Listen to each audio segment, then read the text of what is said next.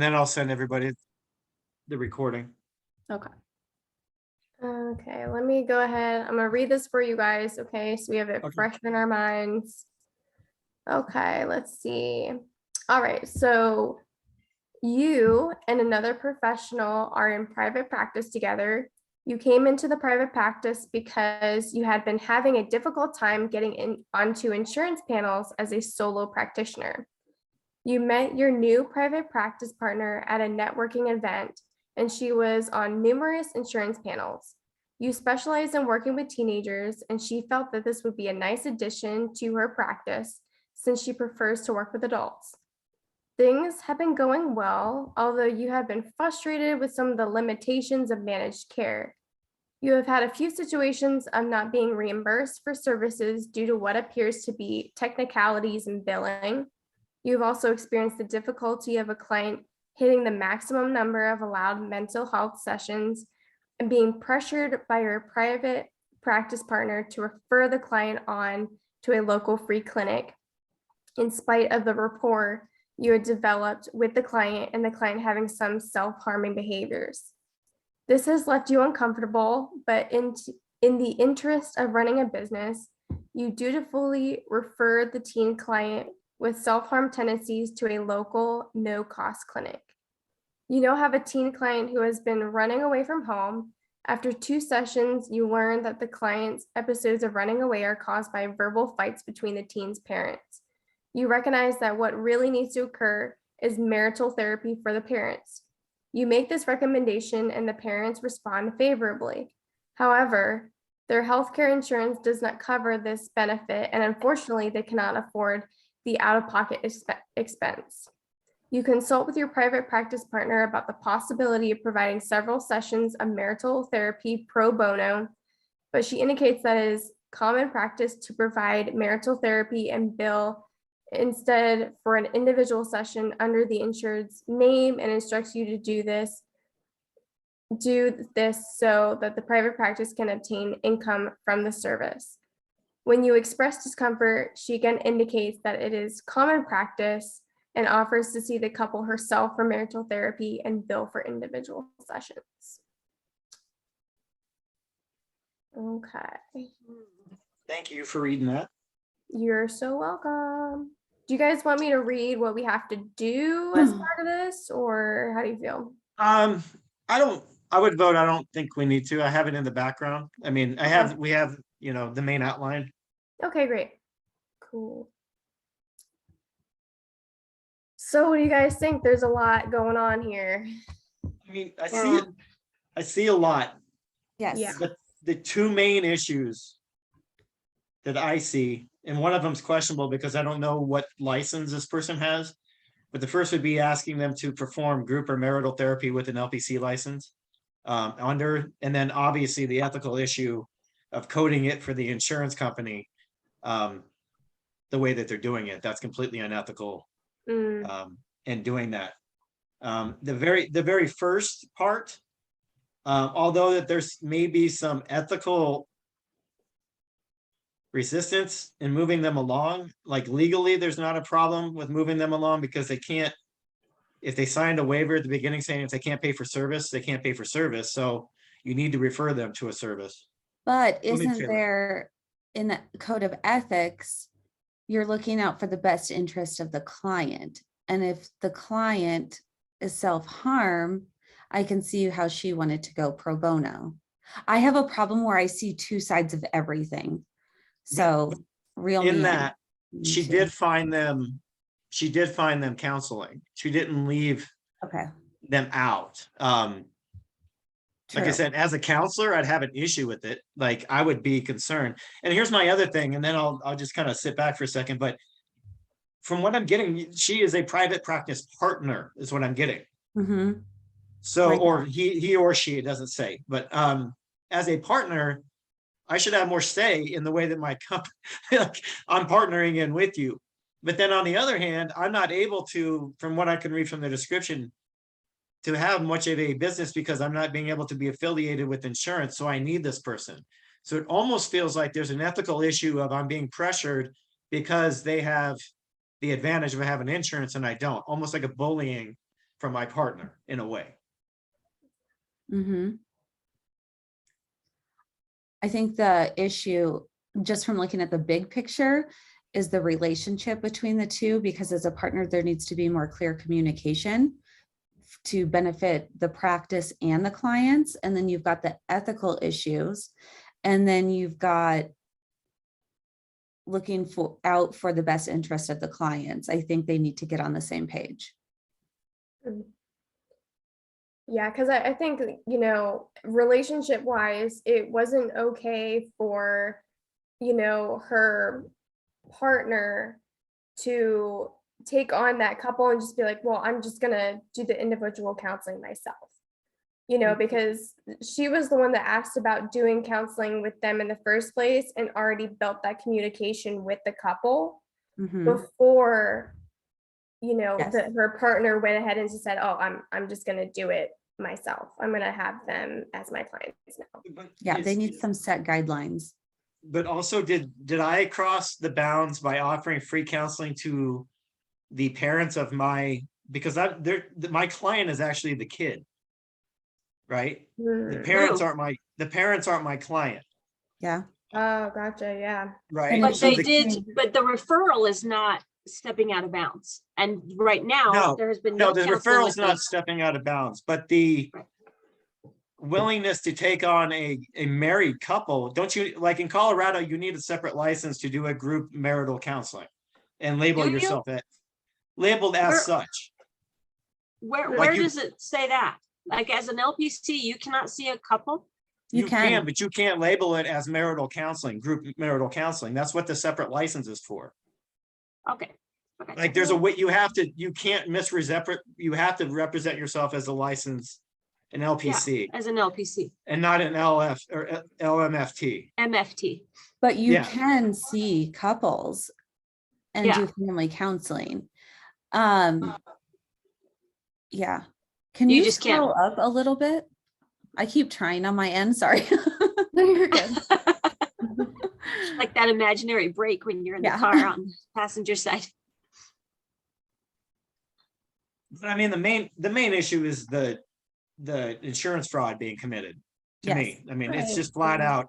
You can't code, and then you can't say, well, if you're not going to do it, I want the money for our practice, so I'm going to take them and I'm going to code it if you're not going to do it.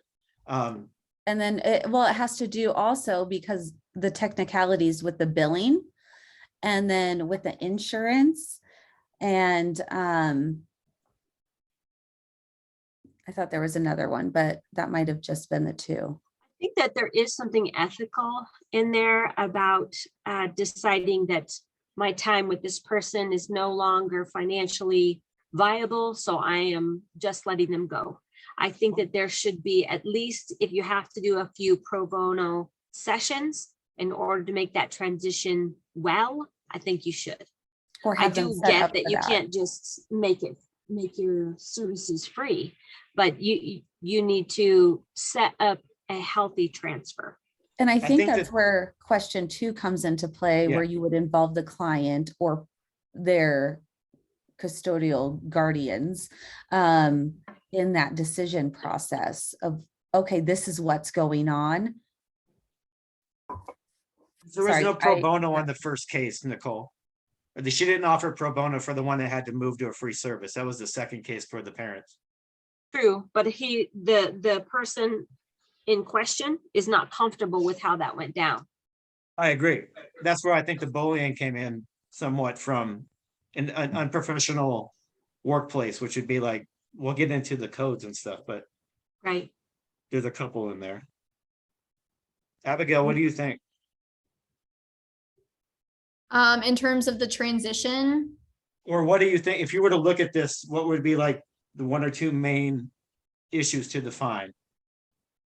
I think my main takeaway was the fraudulence with the insurance, of course. And then, yeah, the relationship with the partner, I think, is also central to the issue. I agree, because being a partner, that means you're legally bound and responsible for their conduct as well. Right. You're ultimately liable in that position. Right. I think you could reduce it to those two things, that there should have been a written agreement between you and your partner. Mm-hmm. Yeah, it seems like one person has the upper hand. And they're using insurance as collateral almost in a way.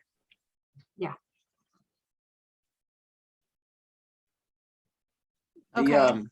Is everyone good with what I'll clean this up too, so I know that Yeah, we need no, to we're write this in complete sentences. I just want to make sure I'm capturing everyone's thoughts. I think No, that you're good. covers everything.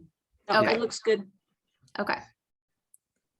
And then I know for number 2, you guys were saying maybe should we move the transfer to Mm-hmm. the secondary provider under number 2? Mm-hmm. Yes. Okay. Yeah, Okay. So now we're here. and also too on the, so would you discuss?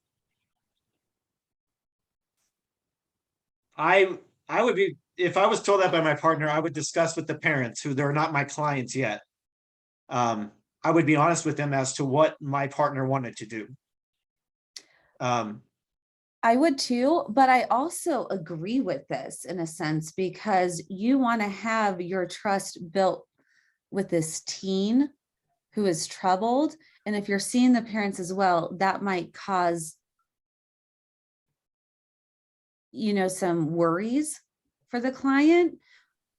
But it also would help on the other end, because you then know what's going on with the parents and to work with the child, and both sides. I don't but think wouldn't that that- you can do that. I think that that's a dual relationship. Yeah, Okay. yeah, That's that's what what I I was wasn't sure thinking, of. Nicole, is I think Okay. it's a violation of the ACA Code of Ethics. That you can't counsel family members while you're counseling your client. Thank you. Okay. Yeah, I mean, having the parents there for the individual's counseling would help the client, your current client, but probably referring them to another third party would be best. I'm just wondering if, it would still, I'm sure it would, but if it would still be okay to refer the parents to your partner. Because I feel like that referral has to take place. If that Let's makes think- I would think that the referral could be okay. Mhm. But there's also the possibility, because right now they've got the teenager as your client. And I think I remember somewhere they were saying that you could transfer the client relationship to the family, so that That's what I was talking the about with family that license. becomes the client. Mhm. But that means that you have to have some disclosure, like no secrets. Mhm. So all kinds of disclosure forms that haven't been signed yet. And so I kind of think that because a relationship has already begun, I do think that it would just be cleaner to refer. Well, and just to clarify, before I see a therapist for my 5 sessions at the same facility that my daughter does play therapy. So it is okay in-house. Right. But I think, again, those clear disclosures. Yeah, I think you're right. They should refer out and it would alleviate the problem. Maybe they could find a therapist that would also take, I don't know, if their insurance won't cover it, their insurance won't cover it, but yeah, you would probably have to refer them out. And that's what, Nicole, I think that's what I was thinking about. When you take like that situation and you incorporate it into that and it becomes a multi-dimensional family dynamic. I mean, I think that's where like there's some stipulation about having the other license. And I'm not sure, but I think in Colorado it's set that way. That's why you have to have a separate license. I'm not sure about that, but once again, I is would that like ethical? to, I'd You like do to find not- that out, because if I understand correctly, the LPC is broader. It's not a Yes. specialization, but you are capable of handling broader things. I know for a fact you can do marriage and family counseling under the Right. LPC. Yeah, So then what's the benefit of having the I other know. license? That was my question, because marriage family counselors, I do not believe can do like children and under, but I could be wrong about that. That part, I think they can, because my, the guy that did my 5 sessions also Well, did children family. and also did, no, and he did myself and he did just, he had individuals as well. Like I said, Okay, I'd well, have to I'm look saying, into it, but that was my interpretation. So that may not even be the issue. But like you said, just the fact that your partner is asking you to, what they're asking you to do is commit insurance fraud. Mhm. Right. Which is now beyond an ethical issue. And it's Now legal. you're into a legal issue and you're into a partnership, a legal binding partnership with somebody that's asking you to be illegal. Mhm. So there's big problems. But when you, anyway, back to the issue of involving the client, that's the only way I could think to involve them is you have to figure out, like you said, to refer them out, I guess. Yeah, and I the think couple. now that I'm thinking about too, we kind of act, and we can act a little bit like social workers to advocate for them, finding those resources before they get transferred out. So we Right. definitely can assist them in working through, okay, what insurance provider do they have? What are some places in their area which they live that would accommodate them for their insurance? And those things, so that they're secure for when they transition. Right. And I like the idea of following up, but that's Oh. just a personal. That's good. Yeah, that's a good idea.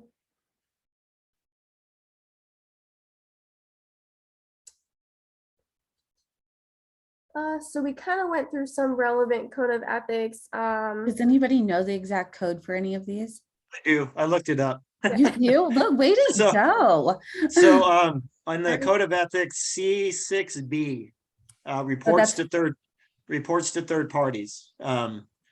Counselors are accurate, honest, and objective in reporting the professional activities and judgment to appropriate third parties, including courts, health insurance companies, those who are the recipients of evaluation reports, and others. Can you copy and paste that into the chat so then she can copy and paste it on the document? And that's right out of it. And then the other one I wrote down was, I think unless we get clarification on the licensing, I'm not going to push it. But it's the C4B, which is credentials and accurate representation. So representing accurately. Right. But yeah, let me pop this into the chat. Thank And you. then I just got, and I got this out of the ACA. Or the code of ethics that they sent. And I'm also looking for the multiple relationships one. Yeah, the That's- dual Yeah. relationships. Yeah, the dual Yeah. relationships. We just went over that. I just do not recall. I've got it here. I'll look. You got the code. Okay, there's disregard the very bottom line, the C6C, but everything else is in there. Got it. And then I did see that. Let me see if I can find it real quick. I have it up. For the dual relationship. Do you have a I hard did- copy or do you just use online? I just used the link that he gave us in week 2 or week 1. Whenever we did this for ourselves, week 2 or week 1. Can you send it to me? The link, yeah. Yeah. Okay, so 8.8 is multiple clients. So he can't take the parents as clients, because when a counselor agrees to provide counseling services to 2 or more persons who have a relationship, the counselor clarifies at the outset which person or persons are clients and the nature of the relationship with the counselor you will have with each involved person. If it becomes apparent that the counselor may be called upon to perform potentially conflicting roles, the counselor will clarify, adjust, or withdraw from roles appropriately. So I would imagine, it sounds like he could become the family therapist, but that at that point, he would have to have consent forms and they wouldn't have to sign. Well, listen, because there's A5D, which is friends or family members, and which it says counselors are prohibited from engaging in counseling relationships with friends or family members with whom they have an inability to remain objective. But is that the counselors, friends and family? Yeah, I think that's the counselor's friends and family members.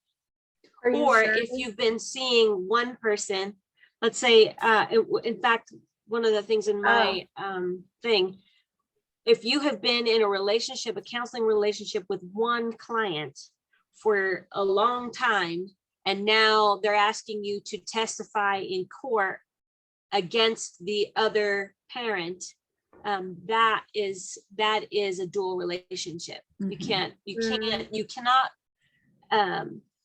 So yeah, I think this means that if you're already in a relationship with the one, then you have to stay with the one if it's been a long-term thing.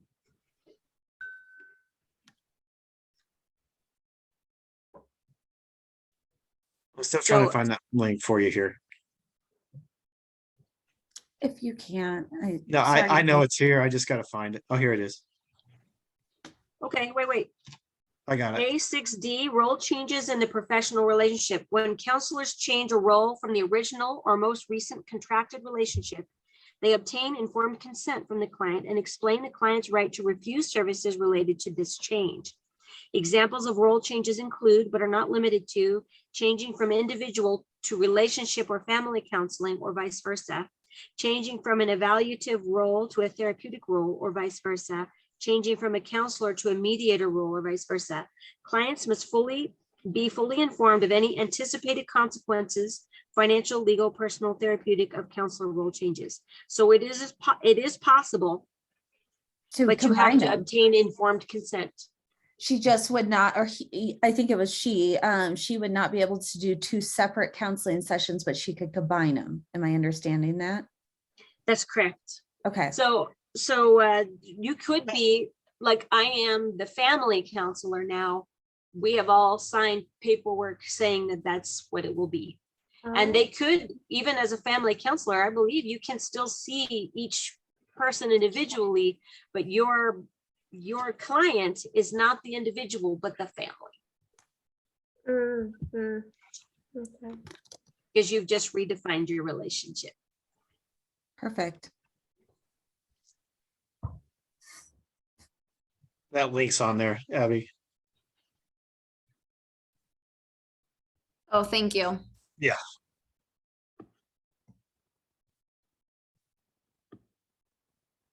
We're not there yet, but this is why it's so important for the consult with colleagues and experts. Mhm. You know what I mean? Thanks for clarifying that family relationships thing. I was like reading that all wrong for some reason, thinking we were still talking about the client. Yeah. No worries. I agree. I really think that this is what the Bible talks about with many counselors, is wise decision made. Oh, yeah, sure. Do you think we're ready to go on to number 4? I think so. Yeah. I think the principles and values are really, I mean, it's just doing the right thing. I don't know how you want to word that, but yeah. There you go. Of the child. Client, child, yeah. The client. Let me see what this says here. Yeah, it just says reflect on how the moral principles apply to the problem. So the moral principles are doing what's right for your client, not breaking the law. Regardless of what your partner may or may not want you to do, right? Being honest. Yeah.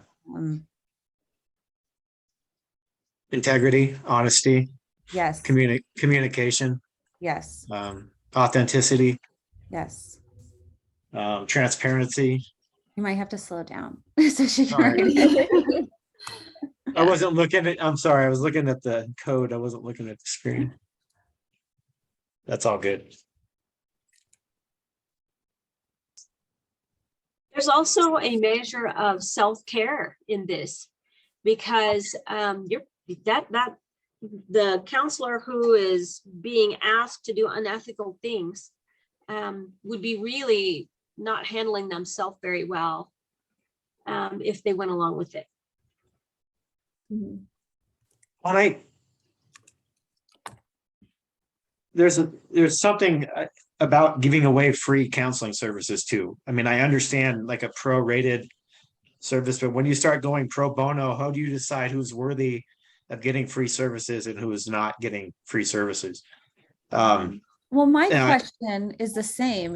Do you have to be like under a setting where you do pro bono, or I think and then so. under a different setting, can you choose?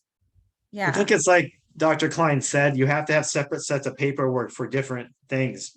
I know that in Colorado that you can't have like the sliding scale. If you represent it, it has to be a certain way. You have to put in the number. There can't be a minimum and a maximum written. You have to talk to them about that. And if you give away free services, you have to state that, and you have to state the parameters in which you qualify for free services. And for how So- long? I don't know. I think it's in your actual intake. Like it's part of your paperwork. So like if you offer free services, so in this situation, they would have to, I mean, like, so some clients she didn't get billed for because there was mistakes.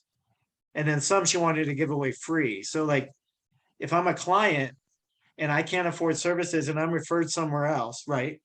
Why did I not get free services when this other person has free services? So I think you have to list that out and like you know what I mean? Oh, I agree. Yeah. So just like maintaining consistency in Yes. terms of, And documentation, I think. Because I know I was looking into also doing so that I could do more free services, like getting my coaching license as well as my LPC, just to have that and then do like, but I would have to set up, so I'd have to set up a whole new intake with a whole new set of expectations as me, and basically release myself from the LPC label, become a coach and put my label on it as that. And then it would be a whole different role. And it would be up to me to look to abide by that role, but I couldn't combine the two. Yes. If you figure As out a coach, you have broader, you're not bound to the ACA the same way. No, I'm not. But I do have to still be careful that I don't overstep my bounds being an LPC within the realm of being a coach. You know what I mean? Like that's where you have to, like when you get down to the colleagues, you hire lawyers and you get friends and you get people in the industry who you trust. You know, like the relationships that we're forming now, I can call up Nicole in like 3 years and be like, I need help. You know, I don't know what, I don't know what to do in this situation. And she's like, I don't know, call Abby, so but we need that type of stuff. if you figure out who you're going to do your coaching certificate through, let me know. I really have an interest in that too. Yeah, I'm gonna get through my LPC first. I like to add it all on and overwhelm myself. Well, I don't get overwhelmed easily. I just like to get to that point where I'm about to be there. Yeah. So tuning into your feelings. I can read that for us. Yeah, I need a little bit Um, more clarity. Virtue ethicists believe that emotion informs judgment. Your feelings will influence how you interpret the dilemma, so it is important to consider what emotions you are experiencing as you contemplate the situation and your possible actions. Be aware of your emotions, beliefs, values, and motivations. They can help guide you with your decision making. So, like in this case, Can you does add my awareness? soft heart want me to offer these services? And maybe am I overlooking, like you said, that relationship boundary? And am I willing to, because I feel bad for the family, cross that line to give them services instead of doing it, a more difficult way, I guess. So maybe concern. So it's ethics versus emotions, kind of. Am I Well, are you allowing your emotions? What emotions are you having in the situation that may be contributing to the dilemma? If that makes sense. Yeah.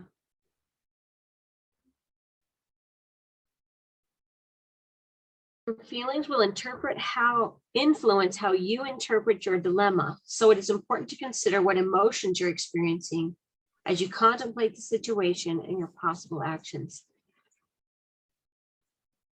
So I'm to angry. what I'm extent are angry. you being influenced by emotions such as fear, self-doubt, and overwhelming? In this case, you could be feeling intimidated by your partner. I think Is that what I'm intimidated feeling? for sure. That's a great word. And helpless for your client. Right? Mhm. Yes. Maybe some frustration, like with Waylon, the anger. Yes. Frustration. I would feel a lot of frustration and anger in this situation. Yeah. And they stated earlier, if you look up earlier, it says that although you've been frustrated with the limitations of managed care, so there was already, Mm, we're Yeah. already frustrated Right, at the yeah. system, and then we have an internal person trying to tweak the system. So I think frustration is a really good one. yeah. Yeah. I think for me, I would have to battle a lot of like frustration with myself too for not having that insurance. Because what did they say in the beginning? Insurance panel. panels. Yeah. Yeah. What did they call Not it? being able to have that independence to like, treat the situation the way I would without the influence of a partner. Mhm. I don't What know. had they called it? Insurance. The panels. I've been having a difficult time getting into insurance panels as a solo practitioner. So all the PPP stuff, they didn't approve you individually.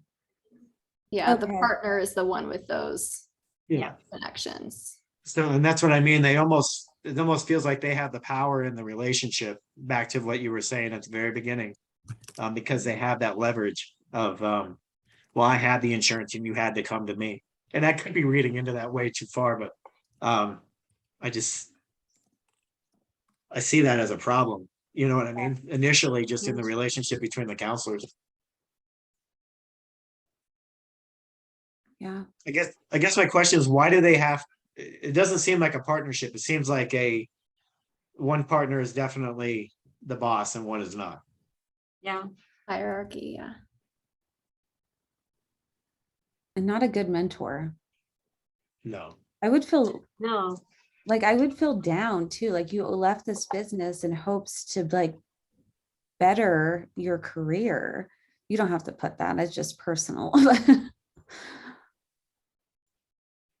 I think it's good to consult with colleagues and experts for number 6, but I don't feel like she has that opportunity with colleagues where she's at. Not in the same business, but I'm sure she knows other people. True. But she's going to have to be really insurance panel. careful. Say that again, Jasmine. I was like, she can consult the insurance panel. Yes. Yeah. Other people, yeah. Yeah. Yeah. And what I think She'll have to be careful not to slander her partner, because that's going to be an ethical dilemma. Do you Mhm. report her? Do you?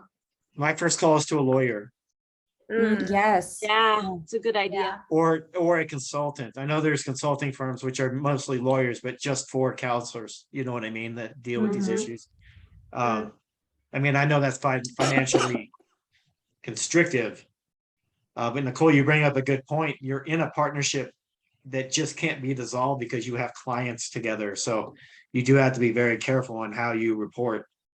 And if you report,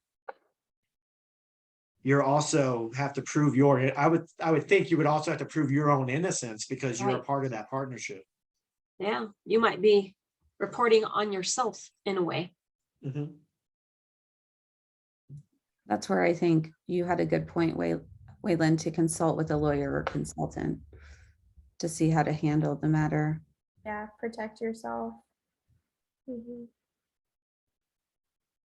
Yeah, because I remember in the book that says, if it is a legal matter, just go directly to a lawyer. They deal with all the legal stuff. But you don't want to cause harm to yourself unless it's needed in some way, because you do want to be honest. But I think consulting would be my first, even though it says to go straight to a lawyer, just personally. Mm. Okay. What does consider the context mean? Let me get you here.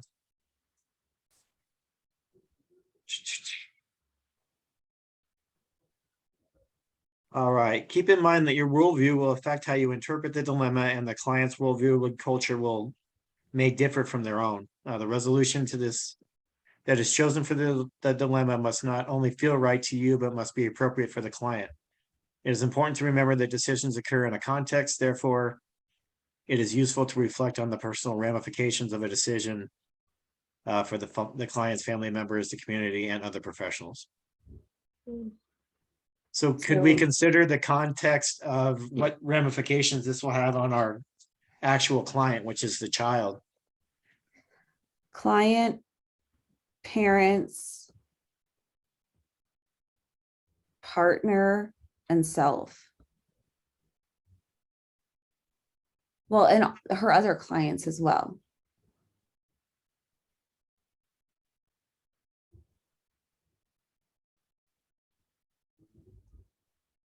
Right, because if it's deemed that this counselor is the partner, if that partner is deemed fraudulent, then all of those clients need a new home. And it might end up being that you're proving yourself fraudulent too. Mhm.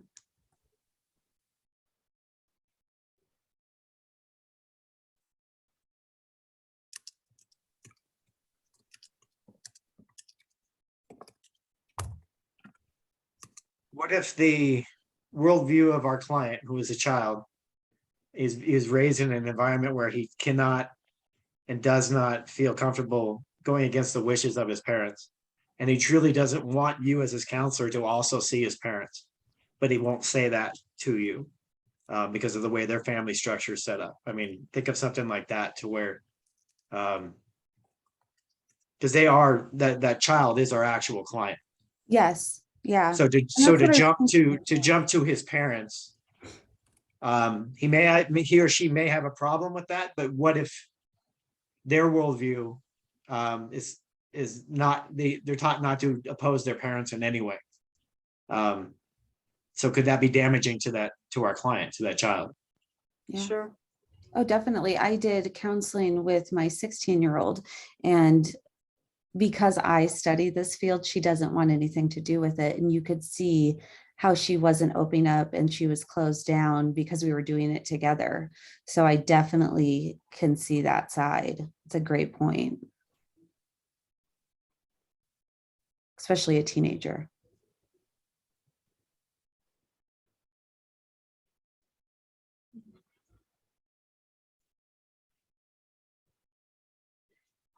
Another part of the context might be, do they have anywhere else to go?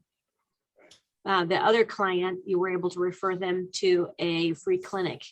Does the free clinic handle families? Mhm. Especially in a place like where you're at, Nicole, where it's so limited. There's not that many places out there. Right. Nicole, where are you? Where do you live? Grand Junction, Colorado. Okay. So on the other side of the mountains. And do you still work in the school district? Me? Mhm. No, I've never worked in the school district. Oh, I thought you worked with middle schoolers. Like, for some reason, I Oh, I was in youth ministry. Oh, I love that. Yeah. So I worked with middle schoolers and high schoolers, I love that. and I homeschooled my kids. And when I homeschooled, I was a history teacher for middle school and high school for 11 years. Wow. So you know a lot about this age group. I do. I love teenagers. Can you come work with mine? Yeah, totally. I think that's a dual relationship. Oh, man.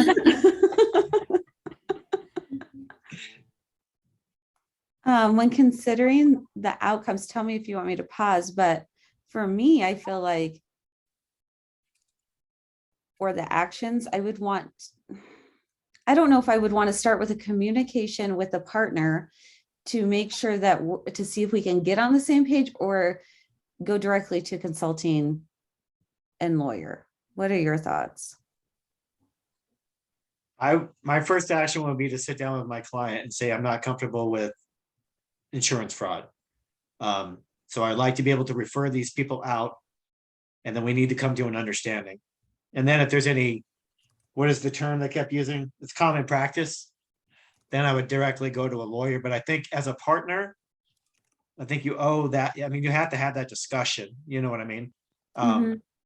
But for me, the best outcome would be to be able to create a better relationship with my partner through this by using this as a way to create a better contract or something else. Be able to refer out the parents to marital counseling outside of the counselor, Mhm. and then still be able to work with the child, knowing that the parents are getting worked on or getting work. Yeah, I like that. I do too.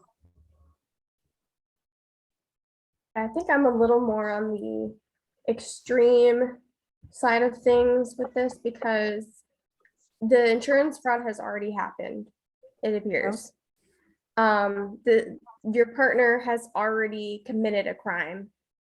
And I am the kind of person who I don't like to be found out.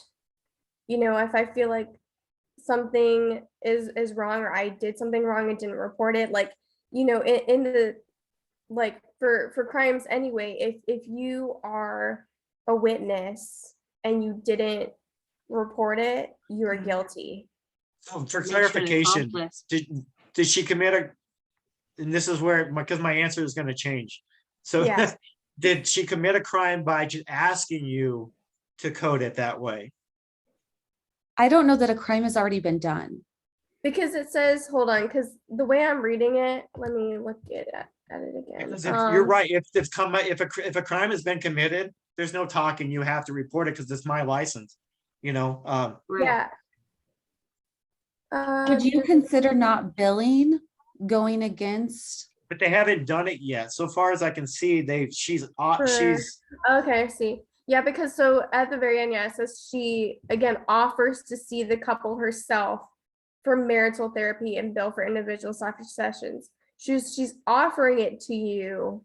Mhm. So in this case, she hasn't committed the crime yet, and then you can just decline and explain to her or him that they're asking you to that commit a crime. Yeah, I said right. that's illegal. And then of course, you know, then you can take steps to be like, okay, no, we need to talk about this right now. We need to get things straight before we move forward as partners. But if that crime is committed, I am immediately going to the lawyer, you know, asking the lawyer for some assistance. And then I would probably have to report. I agree with you there. If a Yeah. crime in any way has been committed, because I'm not going to lose my license. I'll take a reprimand. You have to go back and take a class, or maybe you need to look better at who your business partner is than to lose my license and to lose my credibility as a brand new counselor, you know? Yeah. I think that the part where she implies that it's common practice implies that she commonly does this. Yeah. That's a good pickup. If you So- looked into it, you'd probably see that it has happened. Yeah, so maybe put alternative if crime has been committed. Or knowing, if you know that this has been committed before, because you're right, because it's not common. Yeah. It's not common practice. When we look through all those reports, you know how many of those like insurance, like coding or Right. misrepresent, that was almost all, that was most of them. Yeah, that was a lot. That and substance abuse. I saw a ton of substance abuse. Yeah,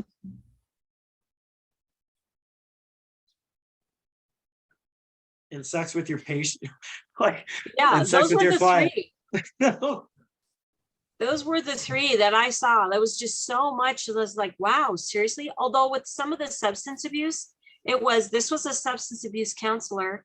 They found themselves falling off the wagon, so they checked themselves into rehab. That was a problem. Right. Apparently, you have to report yourself if you're going to do that. You have to report to them that you're doing it. Yeah. Yeah. Part of me that was the like, case man, I- that stinks because they're doing the right thing by getting help. Mhm.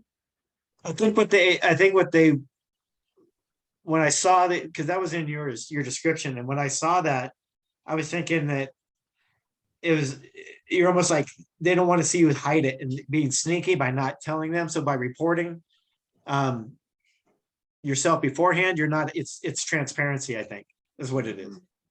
But you're right, it's private. Yeah, that's hard. You know? Yeah. Should I add in here, thinking seriously about future at this particular firm? Absolutely. And if they even want to stay, Yeah. if they're involved in this toxic partnership? Yeah, Yes. if that conversation does not go well, I'm calling a lawyer to see how to get out of whatever contract I have. It's not worth it for me. I'll find somebody else. Yeah.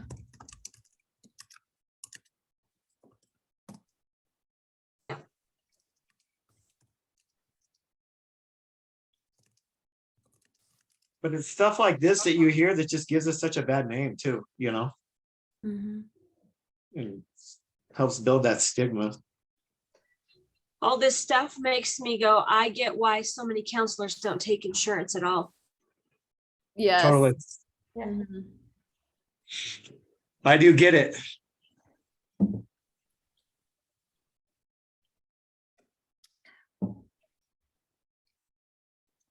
For number 9, if there was a crime committed, you go to a lawyer. If there wasn't a crime committed, then you try to work through the other process, keeping in mind your client and their health is the number one thing. Yeah.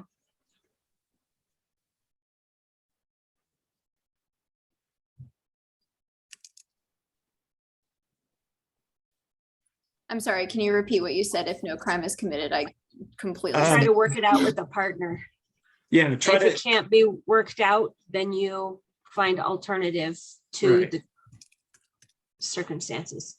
and just, yeah, but keeping in mind the whole time that doing what's best for the client, which is the client, once again, is the child. It's not the parents yet. They're not actually clients yet. The other thing that kind of scared me looking through the beginning of this, so they found their private practice partner through a networking event. So that kind of scares me too, is did they look I don't want to go back into the beginning of all this, but did they look properly into this to begin with and who they were partnering with? Right. Was there enough due diligence put forth, Mhm. Some of this is, you're already committed. You already did this. Now you have to figure out how to get out. Mhm. Yeah.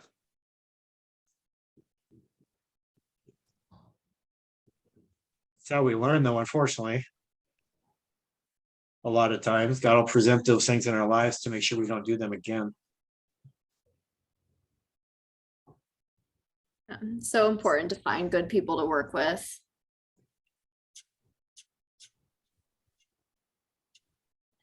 Yeah, and the thing is, if we don't know our stuff, we can easily get trapped into the situation. Yeah, we can just, if we didn't know any of this stuff, we could, easily have just been like, okay, whatever you think, like just let the partner do whatever she was doing. I think that's a good thing to keep in mind when we're talking about like our internships and stuff. And making sure that our supervisors and stuff, that we don't look at them as like they're perfect. If we question things if they don't feel right or don't look right. Or I remember interviewing for a gentleman in Fort Collins for one, and he was way more concerned with how many hours I was going to work for him after the internship process than he was about the actual. He's like, because I'm not going to put all this time into it if we're not going to make money at the end. And he said that to me. So I kind of knew right away, and he never returned my call, but I was, after that interview, but I was like, I can't work for that guy, so it helped me though, be like, oh, there's people out there that it is just for making money, and how many clients can we turn, and Yeah.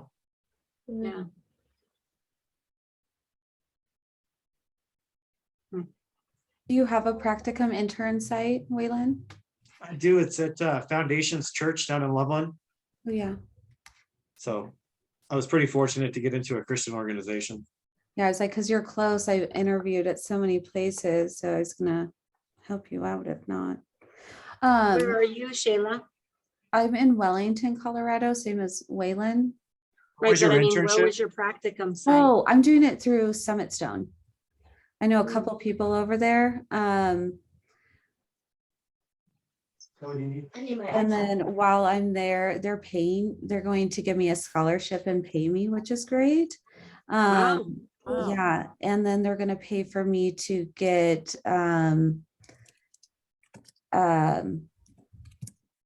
become a substance abuse counselor as well. I can't Nice. think of the wording. So Oh, that's awesome. yeah, I want all the initials, all the good initials.